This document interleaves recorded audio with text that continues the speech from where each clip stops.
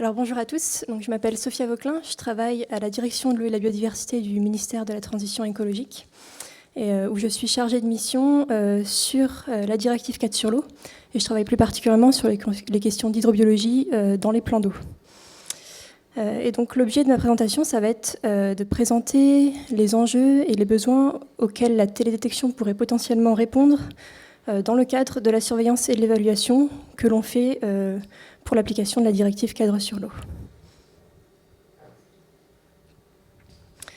Donc, je vais commencer par représenter rapidement les enjeux et les principes de la directive cadre sur l'eau.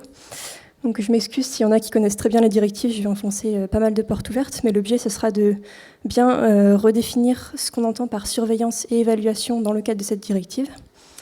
Ensuite, dans un second temps, je présenterai les potentiels besoins auxquels la télédétection pourrait répondre pour faire cette évaluation et cette surveillance sur les plans d'eau en particulier, parce que c'est le milieu sur lequel je travaille le plus dans le cadre de mon poste, et c'est aussi peut-être le milieu sur lequel, de façon assez évidente, il y a des besoins auxquels la télédétection pourrait répondre. Et puis je finirai par quelques conclusions et perspectives. Donc, la directive cadre sur l'eau a été promulguée en 2000. Donc, elle a pour but d'établir un cadre européen communautaire pour la protection des eaux de surface et des eaux souterraines, afin de préserver et restaurer l'état des écosystèmes aquatiques, de promouvoir une utilisation plus durable de l'eau et de réduire la pollution liée aux substances. Et donc, en pratique, l'objectif, c'est d'atteindre le bon état des masses d'eau, donc des masses d'eau souterraines et de surface, c'est-à-dire plans d'eau, cours d'eau, eau de transition et eau littorale. Et ceci à l'horizon 2015, sachant que des reports d'échéance sont possibles pendant encore 2 fois 6 ans, mais le bon état est censé être atteint pour l'ensemble des masses d'eau au plus tard en 2027. Donc, qu'est-ce qu'on entend par bon état au sens de la directive cadre sur l'eau ? Donc, il y a 3 principales composantes. D'une part, l'état chimique en rouge, donc, qui se base sur le fait d'être inférieur à des normes de qualité environnementale pour un certain nombre de substances chimiques. On a ensuite l'état physico-chimique en jaune, donc, qui se base sur le fait d'avoir des valeurs de paramètres physico-chimiques telles que la température ou l'acidification qui sont inférieures à certaines valeurs seuil. Et puis l'état biologique, donc, qui se base sur un certain nombre d'espèces où on va évaluer la présence et la diversité de ces espèces. Et donc l'état physico-chimique et l'état biologique pris ensemble vont former ce qu'on appelle l'état écologique. Et donc c'est sur cet état, c'est de ça que je vais parler dans le suite de la présentation. Donc on voit que l'état écologique va se définir en 5 classes, de très bon à mauvais.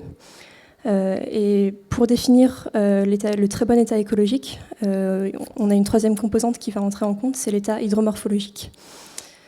Et donc le bon état au sens de la directive 4 sur l'eau, c'est lorsqu'on a un bon état chimique, un bon état physico-chimique et un bon état biologique. Et donc en pratique, comment est-ce qu'on connaît l'état de ces masses d'eau ? Donc, comme je le disais, pour les masses d'eau de surface, l'état écologique se définit selon se trouve à la croisée du bon état de trois compartiments, la biologie, la physico-chimie et l'hydromorphologie. Pour chacun de ces compartiments, la directive définit un certain nombre d'éléments de qualité qu'on va devoir évaluer pour pouvoir définir l'état du compartiment. Et donc, la directive impose que l'on surveille ces différents éléments de qualité. Donc, la surveillance, au sens de la DCE, c'est vraiment juste le prélèvement d'informations brutes sur ces différents compartiments. Donc, par exemple, pour la biologie, ça va se traduire par aller faire des prélèvements et ensuite obtenir des listes faunistiques ou floristiques. Pour la physico-chimie, ça va être aller faire des mesures des différents paramètres. Pour l'hydromorphologie, ça va être par exemple faire des observations morphologiques ou encore des mesures d'hydrologie. Et puis, dans un second temps, la directive demande à ce que l'état de ces différents éléments de qualité soit évalué. Donc, l'évaluation, c'est l'interprétation des informations brutes qui sont issues de la surveillance pour attribuer une classe de qualité à ces différents éléments. Donc, par exemple, pour la biologie, on va faire ça en utilisant des indicateurs biologiques, donc qui vont être définis de façon à répondre à certaines pressions du milieu. Pour la physico-chimie, ça va simplement être définir des valeurs seuil à ne pas dépasser pour être en bon état. Et pour l'hydromorphologie, actuellement, pour l'évaluation, on se base beaucoup sur le dire d'experts, mais il y a aussi des projets d'indicateurs de façon à quantifier ça. Et donc, juste pour boucler la boucle, une fois qu'on a surveillé les éléments de qualité et qu'on les a évalués, pour obtenir l'état d'une masse d'eau, d'abord, on va agréger ces différents éléments de qualité au sein d'un compartiment, avec le principe de l'élément déclassant, qu'on appelle aussi la règle du one out, all out. parce qu'en fait, ça veut dire que l'état du compartiment va être l'état de l'indicateur le plus déclassant. Donc c'est une règle qui est assez stricte. Et avec cette règle, on obtient une classe de qualité pour chacun des compartiments, et on va ensuite agréger les compartiments selon ce schéma, alors que je ne vais pas les décrire en détail, mais en fait c'est surtout pour remontrer que l'hydromorphologie n'intervient que pour le très bon état, donc elle va pouvoir déclasser jusqu'au bon état. La physico-chimie intervient pour le bon état et l'état moyen, donc au pire elle déclasse jusqu'à l'état moyen, et puis la biologie va pouvoir déclasser jusqu'à l'état médiocre ou le mauvais état. Et donc la surveillance et l'évaluation sont deux composantes importantes et deux obligations importantes fixées par l'Europe auxquelles la France doit répondre. Et donc c'est sur ces deux processus que je vais ensuite présenter les potentiels besoins auxquels la télédétection pourrait répondre pour améliorer cette évaluation, cette surveillance. Alors comme je le disais plus haut, je vais me concentrer sur les plans d'eau dans un premier temps. Donc, au titre de la directive 4 sur l'eau, il y a environ 430 plans d'eau qui sont surveillés et évalués à l'échelle nationale, donc en métropole et dans les DOM. La plupart sont supérieurs à 50 hectares en termes de surface. Et donc en première approche, les intérêts de la télédétection pour la surveillance, voire l'évaluation de ces plans d'eau, c'est déjà le fait qu'on va pouvoir obtenir facilement des images pour l'ensemble des plans d'eau de façon assez instantanée. Le fait qu'on va avoir une information homogène, enfin une information sur l'ensemble de la surface du plan d'eau, parce qu'actuellement, avec les systèmes de surveillance, on a en général une information ponctuelle au point de prélèvement. Et puis, bien sûr, un avantage évident, c'est qu'on va avoir une fréquence de surveillance beaucoup plus élevée. Et donc, en première approche, la télédétection pourrait permettre de compléter la surveillance des CE, de la rendre plus régulière. Elle viendrait bien sûr en complément de la surveillance in situ qui se fait actuellement. L'idée n'est pas de remplacer la surveillance actuelle. Alors, pour rentrer un peu plus dans le détail, je précise que je suis en aucun cas une spécialiste de la télédétection, donc je m'excuse si jamais il y a des termes qui sont imprécis ou inappropriés. Mais donc, il semblerait que la température soit un des paramètres qui pourrait être suivi, voire évalué par télédétection. Donc la température, ça rentre dans l'état physico-chimique des plans d'eau. Et actuellement, c'est suivi environ 4 fois par an, tous les 3 ans. Donc c'est une fréquence qui est suffisante par rapport aux obligations que fixe la directive 4 sur l'eau, mais qui bien sûr n'est pas vraiment suffisante pour une compréhension fine des effets de la température sur l'état écologique. Et par ailleurs, la méthode d'évaluation en lien avec la température n'est pas encore définie.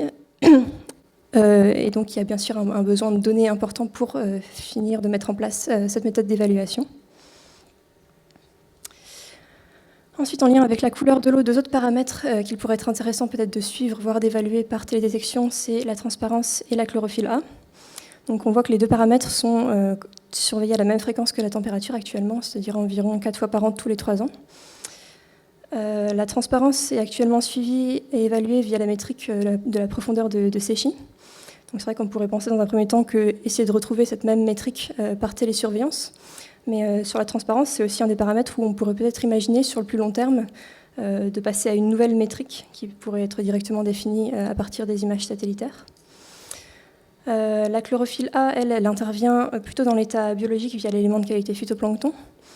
Et c'est vrai qu'une des problématiques, un peu comme sur les autres paramètres, mais c'est que les prélèvements sont très ponctuels, donc 4 fois par an, tous les 3 ans seulement. Et c'est vrai que les gestionnaires nous disent qu'ils les trouvent souvent assez peu représentatifs du véritable état de la masse d'eau, parce que c'est vrai que selon quand est-ce que le prestataire va aller faire son prélèvement, à 1 ou 2 semaines près, on peut se trouver avant un bloom phytoplanctonique, ou pendant ou après, et donc on n'aura pas forcément quelque chose de représentatif de l'état de la masse d'eau sur le long terme. Et puis pour finir, alors on s'éloigne un tout petit peu peut-être de la qualité des eaux à proprement parler, mais un autre paramètre très très important pour les plans d'eau, c'est le suivi de la variation des niveaux d'eau. Donc pour le coup, c'est un élément de qualité qui rentre dans la partie hydromorphologique de l'état écologique pour le paramètre hydrologie. Et au-delà de ça, le Marnage, c'est une des pressions hydromorphologiques les plus importantes sur les plans d'eau DCE, parce qu'on a environ 85% de ces plans d'eau qui sont ce qu'on appelle des masses d'eau fortement modifiées ou artificielles. Donc, c'est-à-dire c'est beaucoup d'étangs et aussi de retenues gérées pour l'hydroélectricité ou l'irrigation. Et donc la plupart de ces masses d'eau sont soumises à un marnage plus ou moins important, ce qui va forcément impacter la biologie derrière et donc l'état écologique. Mais on a pas mal de difficultés pour obtenir les données de variation d'eau directement au niveau des gestionnaires. Et donc c'est pour ça qu'il y a vraiment un intérêt et un besoin assez urgent sur ce paramètre, peut-être encore plus que sur les autres, pour peut-être utiliser la détection pour avoir plus d'informations. Voilà, donc si je reprends rapidement tout ce que j'ai présenté, donc la télédétection semblerait une méthode prometteuse pour compléter et améliorer la surveillance actuelle, voire peut-être l'évaluation des plans d'eau dans le cadre de la directive cadre sur l'eau. Parce que donc cela permettrait une fréquence de surveillance beaucoup plus élevée. Ça permettrait également de surveiller l'ensemble du plan d'eau plutôt que de faire des prélèvements très ponctuels. Et puis bien sûr, il y a le fait que ce soit beaucoup moins coûteux par rapport à la surveillance in situ.